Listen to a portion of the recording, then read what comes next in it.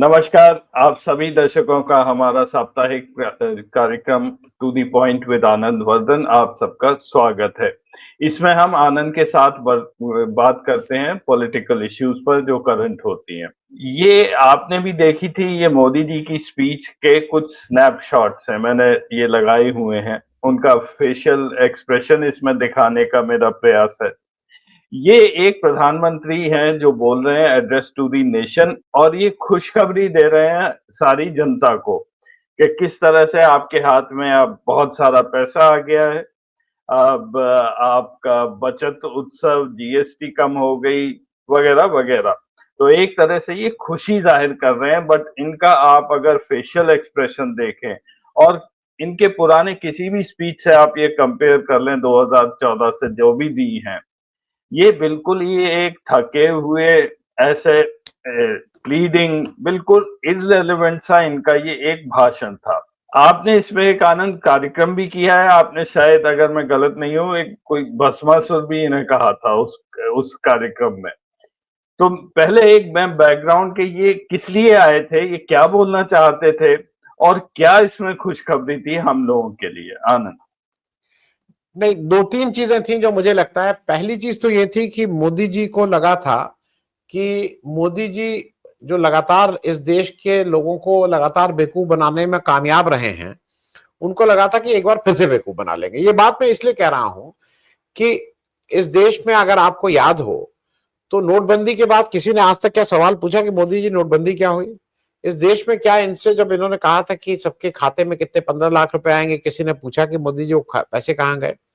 इस देश में इन्होंने कहा था कि 2 करोड़ नौकरी हर साल देंगे, किसी ने इनसे पूछा कि मोदी जी वो नौकरी कहाँ है? इस देश में थाली बजवाई, ताली बजवाई इन्होंने, उसके बाद किसी ने पूछा कि मोदी जी कोरोना और कोविड में तो क्या हुआ? इन्होंने जिस तरह का, अगर आपको याद हो, इन्होंने बताया कि हम वैक्सीन डेवलप कर लिए हैं और विश्व गुरु हो गए हैं। उस वैक्सीन के जो आज प्रूवन वो है कि कितने उसके नुकसान हुए हैं, क्या किसी ने इनसे पूछा? ये बातें मैं इसलिए कह रहा हूं कि मोदी जी को ये लगता है कि मैं I can do what ever I want and I can get away with it. मैं कुछ भी गलती करूंगा, कुछ भी बेवकूफ बनाऊंगा और मैं लोगों को बेवकूफ बनाने में कामयाब रहूंगा। अब इस समय मेरे हिसाब से मोदी जी का यह लग रहा था कि वो जो जीएसटी कम किए हैं, उससे उनको लग रहा था कि वो जीएसटी कम करके लोगों को भ्रमित कर लेंगे।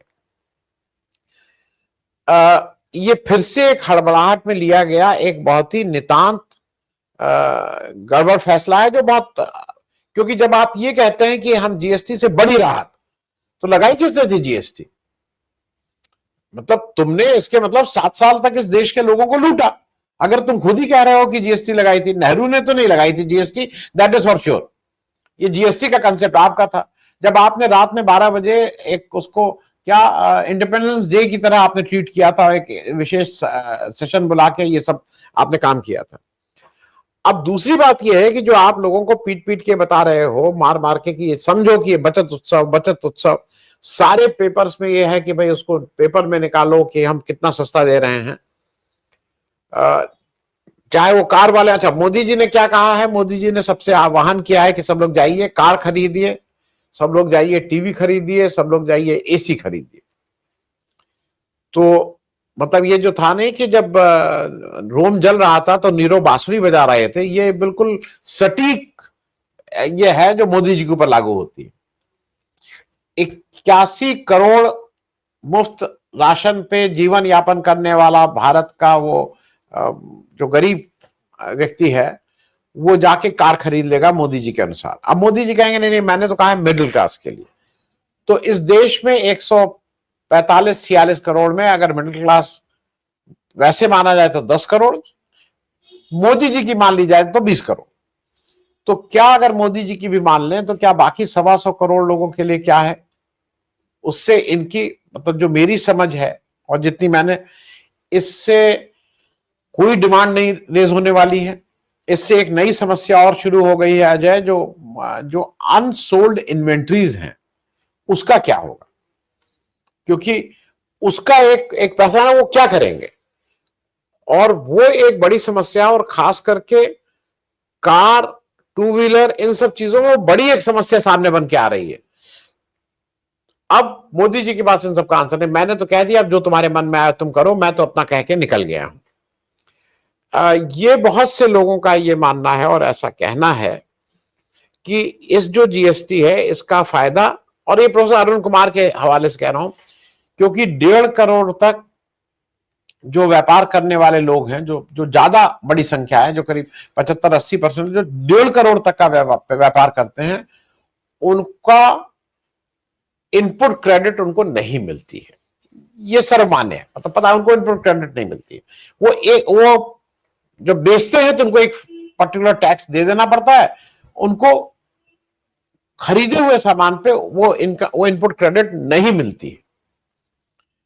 अब क्या हो रहा है, जो 1.5 करोड़ तक का छोटा व्यापारी है या छोटा उद्योगपति या जो जो भी इस पे टैक्स दे रहा है, उसका तो जस के तस रहा, उसको तो कोई फर्क नहीं पड़ा।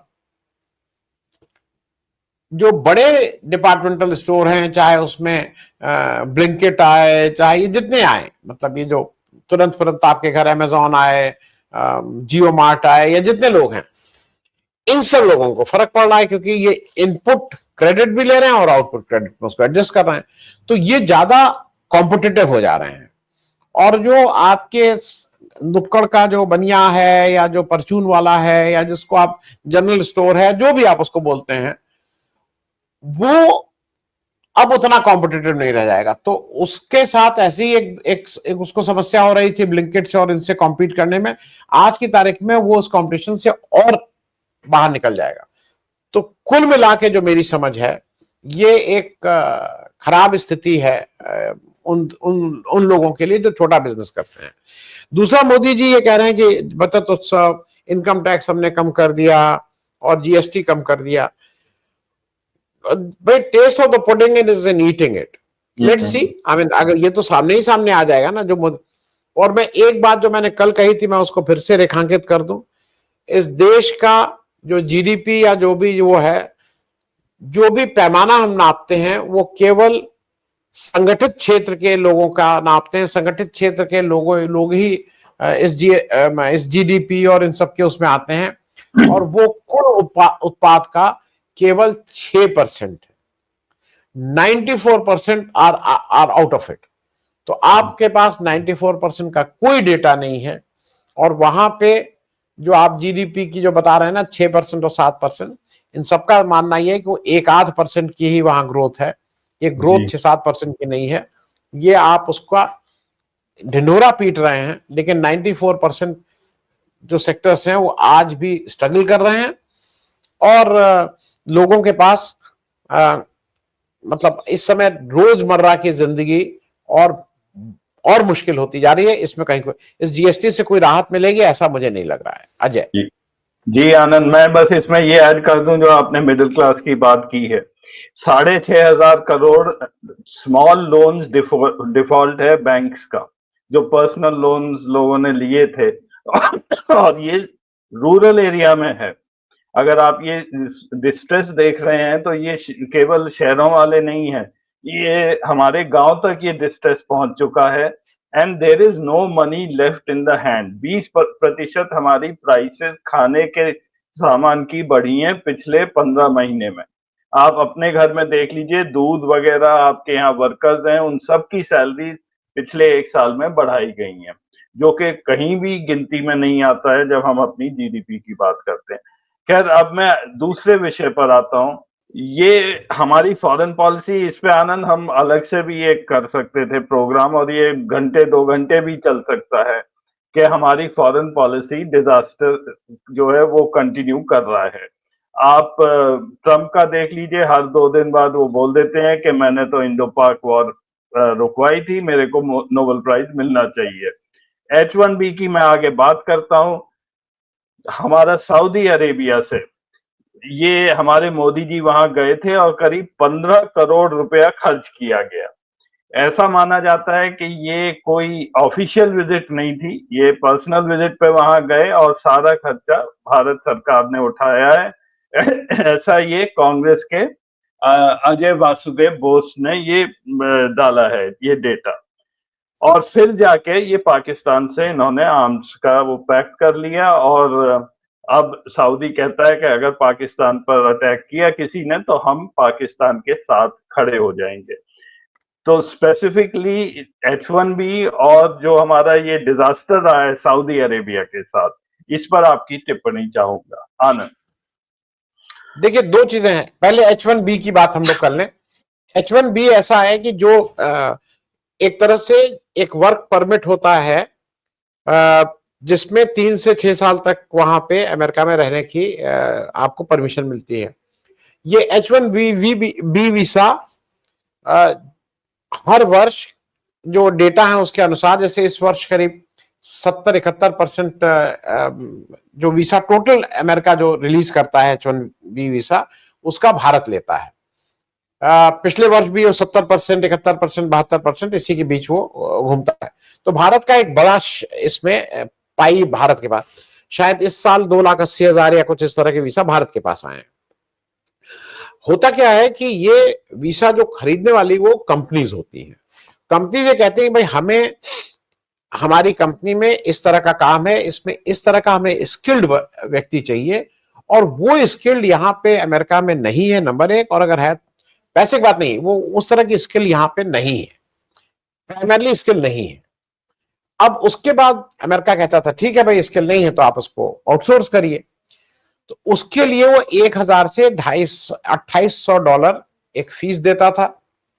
उसके अगेंस्ट में ये जो मैंने बताया ना कि कभी 2.5 लाख, कभी 2 लाख, कभी 3 लाख वीसा उसको मिलते थे, जो करीब 70% ऑफ द टोटल वीसा जो अमेरिका अपनी पॉलिसी के हिसाब से कि भाई इस साल हम 3 लाख वीसा रिलीज करेंगे, इस साल हम 2 करेंगे, इस साल हम 4 करेंगे, उसका 70% भारत के हिस्से में आता था। अब क्या हुआ है कि ये जो कंपनीज है उनसे कहा गया है कि आप 1,000 और 2,800 की जगह नाउ यू हैव टू पे 1 लाख, $1,00,000 आपको देना होगा। ये एक ऑलरेडी हो गया है, 21 सितंबर को ये ऑन हो गया है। दूसरी एक चीज जान लीजिए, जो आपने भी उस डेटा को कहीं यूज किया था, मैंने भी उसको देखा, जो एवरेज सैलरी जो H1B वीसा वाले लोग हैं उनकी जो एवरेज सैलरी है, जो मीडियन सैलरी बोल रहे हैं, वो $97,000 पर ईयर है, $97,000 पर ईयर है। अब जरा ये समझने वाली बात होगी कि अगर $1,000 जब उस लाइसेंस की खरीद थी, उसको अगर हम उसको 5 साल मान लें तो $200 पर ईयर के हिसाब से अगर उसकी वैल्यू आती, यहां पे अगर वो $1,00,000 हो गया है तो उसकी वैल्यू $20,000 पर ईयर आएगी। तो सीधे सीधे जो कोई भी कंपनी है, अजय तो कॉर्पोरेट में आप काम किए हैं, कंपनी आज जब आपकी सैलरी देखती है तो उसका यूज करती है टर्म कॉस्ट टू कंपनी। आपको कितना दे रहे हैं, नहीं, कंपनी की जेब से कितना निकल रहा है ये इंपॉर्टेंट हो जाता है। तो मुझे तो ये सीधे सीधे दिखाई दे रहा है कि जो 97,000 जो एवरेज लोगों को मिल रहा है उसको 20,000 तो घटा ही लीजिए, तो 77,000 पे ऐसे ही आ जा रहा है। ये एक बड़ी चुनौती है। जी जी। दूसरा ये है कि बहुत से लोगों का ये मानना है कि ट्रंप इसको ट्रेड डील को नेगोशिएट करने, मेरे हिसाब से ट्रेड डील नेगोशिएट भी हो जाने के बाद ये $1,00,000 नहीं हटेंगे, जो मेरी समझ है। और उसका मुख्य कारण यह है कि ट्रंप बिल्कुल क्लियर हैं, अमेरिका में बिल्कुल क्लियर पॉलिसी है कि भाई हम लोकल को ही ज्यादा नौकरी देना चाहते हैं, क्योंकि बेरोजगारी वहां पे भी है। तो वो इसका बैरियर इतना ऊंचा कर दे रहे हैं कि उनके जो लोकल लोग हैं, जो यहाँ के मुकाबले ज्यादा महंगे हैं, उनको उन्हीं को लेना पड़े। तो इसलिए मुझे नहीं लगता है कि इसमें कोई रिलैक्सेशन आने वाला है। अब आपने बात कही सऊदी अरेबिया की, ये अजीब सी चीज है। सऊदी अरेबिया को एक चीज जान लीजिए कि सऊदी अरेबिया चूंकि वहां पे मक्का मदीना है, उसकी वजह से वो एक तरह से इस्लामिक वर्ल्ड का जो रिलीजियस वाला पार्ट उसका वो नेतृत्व करता है, उसका वो अगुआ बना हुआ है। वो अमेरिका के बहुत क्लोज है। भारत वहां 15, मतलब मोदी जी गए, 15 करोड़ रुपए कुल खर्च हुए, 10 करोड़ होटल में उन्होंने उड़ा दिए, सब कुछ ठीक है। लेकिन ये भी याद रखिएगा कि जिस दिन पहलगाम में अटैक हुआ था उस दिन मोदी जी सऊदी अरेबिया में थे। और ये इसलिए याद रखिएगा कि उसके बाद ही मतलब इंडिया तो भाई कहता था हम सऊदी से बहुत घनिष्ठ हैं और वहां तो मंदिर बनाने की जमीन ले रहे हैं और फलाना कर रहे हैं, धमाका कर रहे हैं। उसकी जगह हुआ क्या, हार्श की रियलिटी यह है कि उसकी जगह पाकिस्तान उनके साथ एक डिफेंस डील करता है। और विश्व के इतिहास, इधर पिछले 10-20-50 साल के इतिहास में पहली बार एक डिफेंस डील हो रही है जहां पे एक जो इसके पास न्यूक्लियर आर्म है वो पार्टनर कह रहा है कि अगर इनके ऊपर कुछ आया तो हमारा न्यूक्लियर आर्म इनके लिए उपलब्ध है। ये ऐसा आज तक नहीं हुआ है। दूसरा, उस डील का एक इंपॉर्टेंट कंपोनेंट यह है जो आप बोल रहे थे कि अगर एक देश के ऊपर भी कोई दूसरे देश से लड़ाई होती है या आक्रमण होता है तो यह माना जाएगा कि वो दूसरे देश के ऊपर भी आक्रमण या लड़ाई है। मतलब भारत अगर पाकिस्तान के ऊपर आक्रमण करता है, जो भारत मानता है कि उसने आक्रमण किया था अभी पहलगाम के बाद, तो वो ये माना जाएगा कि वो सऊदी अरेबिया के ऊपर भी आक्रमण किया है। और ये थोड़ी खतरनाक स्थिति है, चिंताजनक स्थिति है। ये मैं इसलिए कह रहा हूं कि आपका एक बहुत बड़ा आपका जो पैसा आता है, रेमिटेंस आती है, वो सऊदी अरेबिया से भी आती है। तो आप सऊदी अरेबिया को भी नाराज करने की स्थिति में नहीं है। अभी मोदी जी ने बना ये लिया है कि भारत तो कहीं नाराज हो, हर जगह से लोग आंख दिखाते रहे, भारत किसी को आंख नहीं दिखा सकता है, ना चीन को, ना अमेरिका को, और बहुत सी ऐसी कंट्रीज है जिसको भारत आंख नहीं दिखा सकता है। तो मेरा बिल्कुल निश्चित मान्यता यह है कि ये जो सऊदी अरेबिया वाला है ये हमारी खराब विदेश नीति का परिणाम है। नहीं तो कोई कारण नहीं था कि हम वहां गए, नेगोशिएट किए, सब कुछ हुए और उसके बाद खाली हाथ वापस आ गए।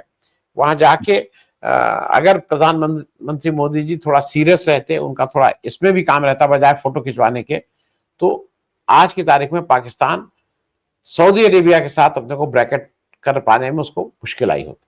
अजय जी जी, आनंद, मैं जरा आंकड़े दे दूं H1B के। ये थोड़ा सा डेटा मैंने निकाला है कि कितने हिंदुस्तानी अफेक्ट होंगे इस साल H1B से। ये इसलिए कर रहा हूं क्योंकि ये सोशल मीडिया पर ये बीजेपी वाले कह रहे हैं कि हमारे लोगों को कोई फर्क नहीं पड़ेगा। ये ओवरऑल इसका नेट ये है कि रफली 1 लाख भारतीय स्टूडेंट्स जो इस साल अप्लाई करेंगे उनको ये $1 लाख देने पड़ेंगे। तो ये लगभग $10 बिलियन ये जाएंगे कंपनी की जेब से अगर ये इन लोगों को रखेंगे। और माना ये जाता है कि इसमें से केवल 20% ही वहां पे लोग रखेंगे और बाकी 80% को अपने देश में वापस आना होगा। तो ओवरऑल स्थिति बहुत गंभीर होने वाली है क्योंकि ये H1B वाले जब वापस आएंगे तो इन लोगों का क्या होगा हमारे यहाँ। नहीं, और अजय सिर्फ वापस ही नहीं आएंगे, जो ऑलरेडी जो H1B वीसा पे काम कर रहे हैं वो भी कोई 8-9 लाख एस्टिमेटेड है, ये सब 8-9 लाख लोग हैं वहां। नंबर एक। नंबर दो, एक और चीज याद रखिएगा कि जो H1B वीसा के बाद होता है ग्रीन कार्ड। लोग वहां ग्रीन कार्ड, क्योंकि भाई आप लगातार हैं, आप 6 साल से काम कर रहे हैं। ग्रीन कार्ड में ये ध्यान रखिएगा कि लंबी रो है। वहां पे करीब 11 लाख भारतीय ग्रीन कार्ड का इंतजार कर रहे हैं। वो 32 साल बाद नंबर आएगा जो अभी अप्लाई कर रहा है। इस तरह की बातें हो रही हैं। दूसरी बात यह है कि भारत को दोहरी मार पड़ेगी। एक मार तो ये पड़ेगी कि ये लोग वापस आ जाएंगे, इनको यहाँ पे नौकरी चाहिए होगी, तो बेरोजगारी पे भी एक और ज्यादा बेरोजगार यहाँ हो जाएंगे। और दूसरा ये भी पड़ेगा कि जो रेमिटेंस आती थी अमेरिका से फॉरेन एक्सचेंज की, इनके माध्यम से वो रेमिटेंस में भी कमी आएगी। तो आप दोनों तरफ से आप थोड़ा सा जिसको कहना ना, आपके ऊपर दोनों तरफ से प्रेशर माउंट होगा। अजय, तो मेरा ये आखिरी सवाल आज के लिए है कि हमारे मोदी जी GST के लिए अनाउंसमेंट करने चले गए और वो सब 20-25 मिनट तक बोलते रहे, जबकि समस्याएं गंभीर और भी हैं और ये बहुत बड़ी समस्या है। ये हमारे IT सेक्टर के ऊपर बहुत बड़ा वार भी है। तो इसके ऊपर क्या कोई कर रहा है? हमारे जयशंकर जी भी US बैठे हुए हैं, लेकिन आज तक मैंने ऑफिशियल स्टेटमेंट कहीं नहीं देखा है कि हम H1B जो रिजेक्ट होंगे वो उन लोगों का और इतनी भारी संख्या में होंगे। ऑलरेडी हमारे देश में IT इंजीनियर्स अनएम्प्लॉयड घूम रहे हैं। तो ये भारत सरकार कर क्या रही है इसके लिए, आनंद? जी, नहीं, और मैं ये भी कहूं कि जो मुझे ऐसा लगता है कि मोदी जी के लिए एक अच्छी अपॉर्चुनिटी थी कल। मोदी जी को दो तीन चीजों पे और बोलना चाहिए था मेरे हिसाब से। मोदी जी को H1B वीसा के साथ बजाय ये सब करने के, जीएसटी और क्या क्या करने के, मोदी जी को कहना चाहिए था कि भाई देश में ये तो नौकरी लगती है, आप बाहर गए थे, आज की तारीख में नहीं है, भारत खुले हृदय से इन लोगों का स्वागत करेगा, हम इनकी कोई रिहेबिलिटेशन स्कीम बनाएंगे, कुछ इस तरह की बात करते। और हम इनसे आग्रह करेंगे कि इतने साल आप रह चुके हैं तो कुछ ऐसा नया इजाद करिए, भारत के लिए कुछ करिए, उसको एड्रेस कर देते। भले ही उसका कुछ करते ना करते, लेकिन लोगों को लगता है कि भाई देखो ये एक्नॉलेज कर रहे हैं। दूसरा, मोदी जी को मेरे हिसाब से एसआईआर और ये जो वोट चोरी का मामला है उस पर भी कुछ ना कुछ वक्तव्य देना चाहिए था, क्योंकि आपको लगता है कि आप उसमें वक्तव्य नहीं देके आप बच जाएंगे, ऐसा नहीं है। वो आपके, और आप उसमें मतलब उस दलदल में आप और धंसते जा रहे हैं रोज। एक जो चीज जो सबसे इन सारी चीजों से रिलेटेड है वो है बेरोजगारी। मोदी जी को अगर झूठी बोलना था तो झूठी में बोल दिए होते कि मैं अगले, क्योंकि अब वो 2000 झूठ तो बोल ही रहे हैं, अब वो सारे टारगेट्स बताते हैं 2047 के, कि अब 2047 22 साल बाद वो टारगेट पूरे होंगे मोदी जी के, लेकिन तत्काल के लिए फिर से झूठ बोल देते। इसमें क्या फर्क पड़ता है कि बेरोजगारों के लिए हमने एक अपना ड्राइंग बोर्ड पे बना लिया है, बस मुझे आप 2029 का इलेक्शन जिताइए और उसके बाद देखिए कि मैं क्या कर देता हूं, और यहाँ पे कोई एक भी नौकरी मांगने वाला नहीं रहेगा, बल्कि बाकी दुनिया को हम नौकरी, कुछ इस तरह का झूठ बोल देते। कौन उनसे फैक्ट चेक करने जा रहा है उनका? तो वो अपॉर्चुनिटी छोड़े। और लास्ट, मुझे ऐसा लगता है इस देश में एक विषय बहुत प्रिय है सबको, वो सुनिए तो सबको अच्छा लगता है, सब लोग जाते हैं उसमें, वो है भ्रष्टाचार। वो सबसे भ्रष्टाचारी व्यक्ति भी, अगर कोई अन्ना आंदोलन होता है तो एक मोमबत्ती जलाने वो भी चला जाता है, वो सरकार का वो व्यक्ति। तो आप बोलने को बोलते ना कि भ्रष्टाचार खत्म करेंगे, और खूब लोग इसमें ताली बजवाते, भ्रष्टाचार होना चाहिए कि नहीं होना चाहिए, भ्रष्टाचार खत्म करेंगे कि नहीं करेंगे, भ्रष्टाचार, जिस तरह से वो हाँ हाँ हाँ करवाते हैं, वो कुछ करवाते और खत्म तो नहीं करते, लेकिन अपना कुछ उस दिन के लिए खेल तमाशा हो जाता। लेकिन एक चीज ठीक है कि मोदी जी की इन तमाम कोशिशों के बाद भी जो हेडलाइन मैनेजमेंट है उसमें उसको वो प्रमुखता नहीं मिली है इन सब खबरों को जो प्रमुखता मोदी जी चाह रहे हैं। तो देश में भी इस समय बाकी चीजों की दिक्कत है, बाकी चीजें बहुत people are concern about it, तो उसको नहीं एड्रेस करके, if you are not addressing it, इसका मतलब ये नहीं कि वो समस्याएं हैं ही नहीं, वो समस्याएं हैं, और आज नहीं तो कल आपको उसको एड्रेस करना ही पड़ेगा। अजय। जी आनंद, आई थिंक मोदी जी तो नहीं, अब किसी और को ही एड्रेस करना पड़ेगा मेरे हिसाब से। तो he is on his way out. जो इनकी हालत थी, हालत वैसी थी कि वो जब शेर बुढ़ा हो जाता है तो जो उसकी क्या हालत होती है उसी तरफ ये बढ़ते जा रहे हैं। थैंक यू वेरी मच आनंद, जुड़ने के लिए, आपके समय के लिए। हम अगले हफ्ते फिर मिलेंगे। नमस्कार। Thank you. Thank you.